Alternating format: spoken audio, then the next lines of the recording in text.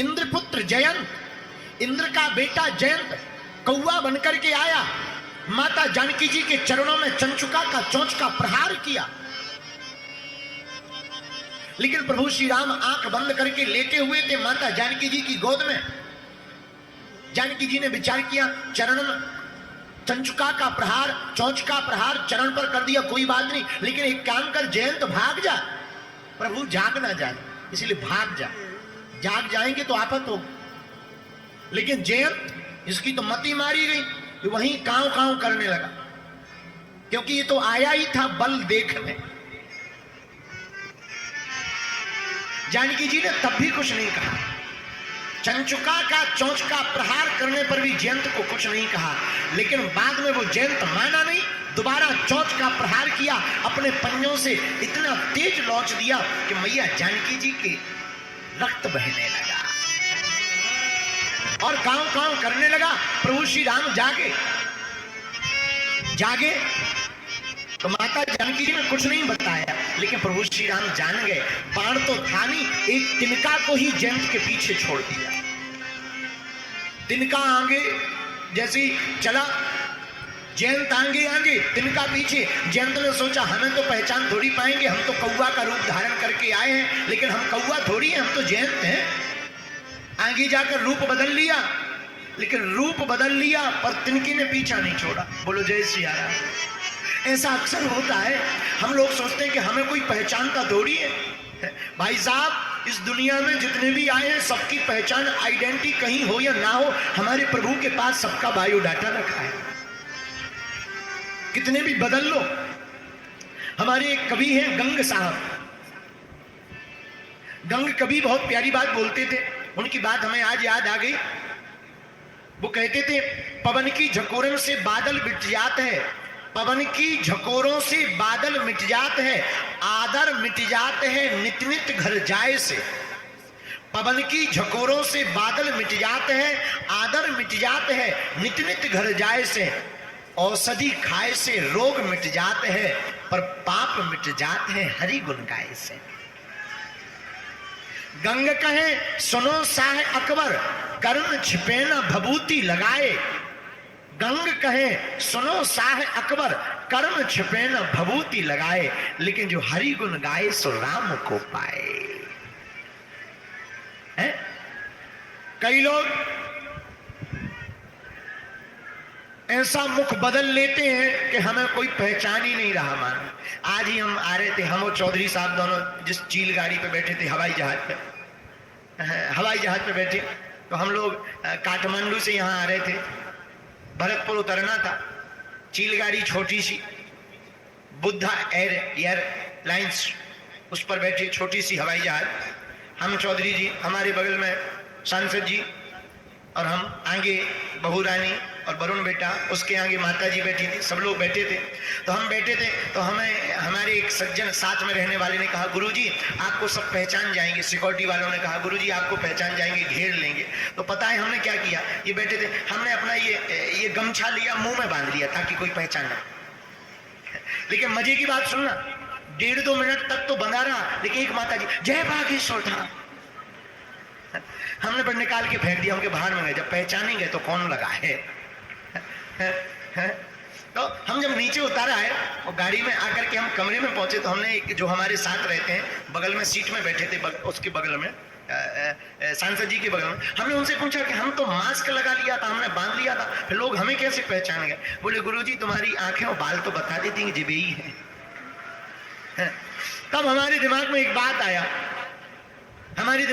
बात आया, क्या कि कितना भी छिप लें पर छिप नहीं पाता है। व्यक्ति का हकीकत पता चल जाता है, आज नहीं तो कल चलेगा। सच्चाई छिप नहीं सकती, बनावट के उसूलों से खुशबू आ नहीं सकती कागज के उन फूलों से। तो आवराज, तो सच्चाई सत्यता सत्य होती है, वो छिपती नहीं है, वो तो दिखाई पड़ ही जाती है। उसी प्रकार जयंत को लग रहा था कि हमें कोई पहचानता नहीं, हम तो कौवा हैं, पर है जयंत। तो कौवा का रूप धारण करके जयंत वहां पर चंचुका का प्रहार करने आया। लेकिन उसे क्या खबर, जिसे सबकी खबर है उसको तेरी भी तो खबर है? बेखबर मत रह काफिर, बेखबर मत रह काफिर, तेरी खबर भी तो उसको खबर है? आप जय बैठो। तो बेखबर मत रहिएगा, उनको परमात्मा को सबकी खबर है। बोलो जय सिया राम, जोर से बोलो। प्रभु को सबकी खबर है। जयंत आगे आगे, भगवान का वो बाण पीछे पीछे चला, आगे चली। जयंत अपने पिता इंद्र के पास पहुंचा, पिताजी हमें बचाओ। क्या बात है? तीर पीछे लगा, बाण किसका है? प्रभु श्री राम का। अपना ही बाप अपने बेटे से बोला भाग लो, नहीं तो एक ठैया हम छोड़ेंगे पीछे से। तो जयंत बोला कैसे पिताजी हो जो हमारी रक्षा करने की बजाय, हमारी सुरक्षा करने की बजाय उल्टा हमको मारने की बात बोल रहे? अरे बोले तो हमारा साम्राज्य लुटवा कर मानोगे क्या? जयंत और भागा। जयंत शंकर जी के पास गया तो पार्वती जी शंकर जी से बोली देख रहे हो जयंत आ रहा है, किस लिए? अपनी रक्षा करवाने। किस काम से? प्रभु श्री राम ने बाण पीछे छोड़ा है। शंकर जी दूर ही से बोले जयंत घुस मत जाना कैलाश में, वरना हम त्रिशूल पीछे से छोड़ देंगे। जयंत का दिमाग खराब हो गया कि हम तो रक्षा मांगने जा रहे, सिक्योरिटी गार्ड मांगने जा रहे, ये तो त्रिशूल ऊपर से पीछे छोड़ रहे। जयंत भागा भागा पूरे क्षेत्र में गया, ब्रह्मा जी के पास गया, इंद्र के पास गया, कहीं पर भी ठिकाना नहीं मिला। जयंत समझ गया हमने गलती तो कर दी, गलती हमने पहचान छिपा कर की, अब अपनी पहचान भी नहीं बचा पा रहे। बोलो जय सिया राम। लेकिन आगे गया, उसी समय जयंत को देखकर किसी को दया लगी, और उस दया किसको लगी? नारद जी को।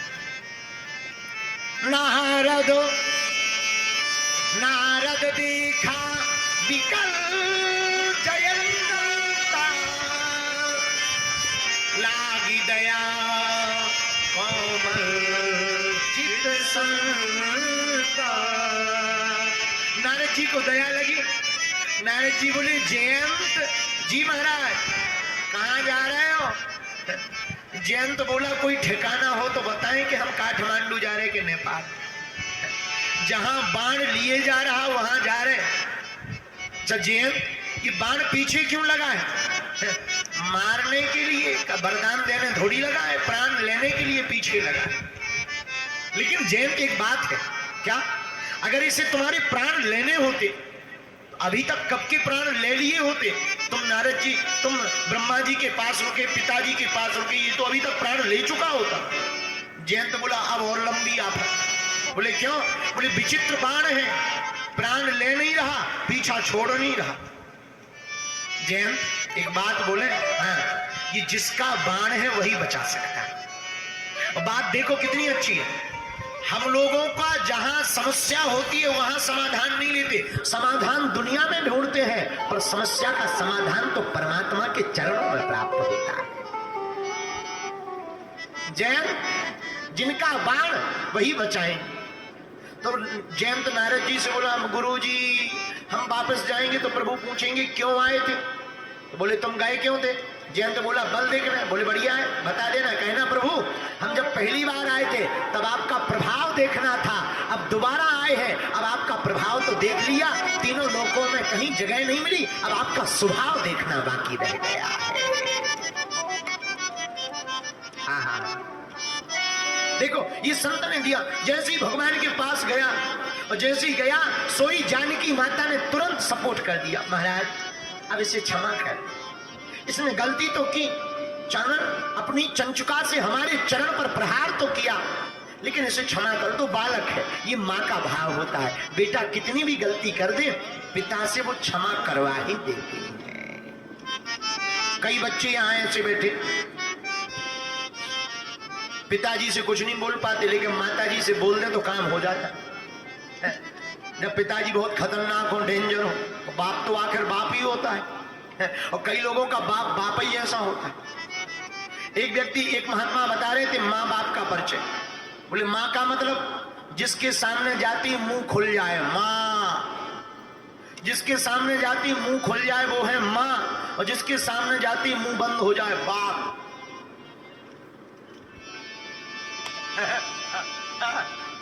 जिसके सामने जाते ही मुंह खुल जाए माँ, और जिसके देखते ही मुंह बंद हो जाए बाप, ये बाप है। बोलो जय सिया राम। और बहुत से लोग ऐसे हैं जिनके बाप के सामने मुंह बंद ही हो जाता, लेकिन काम करवाना हो तो बाया सपोर्ट लगा लेते माता जी का जैक। माता जी कुछ पॉकेट मनी मंगवा दो, दे दो, बच्चा है, छोटा बच्चा, दे दो, क्या बिगड़ जाएगा, दे दो, 500 नहीं 1000 दे दो, छोटा बच्चा है, ले लो। बाप को फिर अच्छा, अभी हम जब एक हमारे बहुत प्रिय है, हमका एक बात बताएं, बोले क्या? हमका पिताजी से ना तुम्हारी बनती हो तो कोई दिक्कत नहीं, माता जी के चरण पकड़ लो, माता जी पूरी व्यवस्था करवा देंगे। और बात बहुत सही है, जयंत का सपोर्ट माता जानकी जी ने लगाया, ये बहुत जगह घूम आया, अब आपके चरणों में पुनः आया, इसे क्षमा कर दीजिए। राम जी बोले हमारा बाण अचूक है, विफल नहीं जाएगा, प्रभु छोटी मोटी इसे सजा दे दो, एक आंख ही फोड़ दीजिए, एक आंख ही बची। और आप देखिएगा कौवा आज भी एक आंख ही से देख रहा है, एक इस आंख को इस तरफ कर लेता, इसी को इस तरफ कर लेता। वो राम जी का बाण है ना, बहुत खतरनाक है, जिन जिन को राम जी का बाण लग गया बहुत खतरनाक लगा। और हम नेपाल वासियों से भी कहेंगे, अब यहाँ भी राम जी का बाण चल गया, अब राम राज्य की स्थापना होकर के ही रहेगी।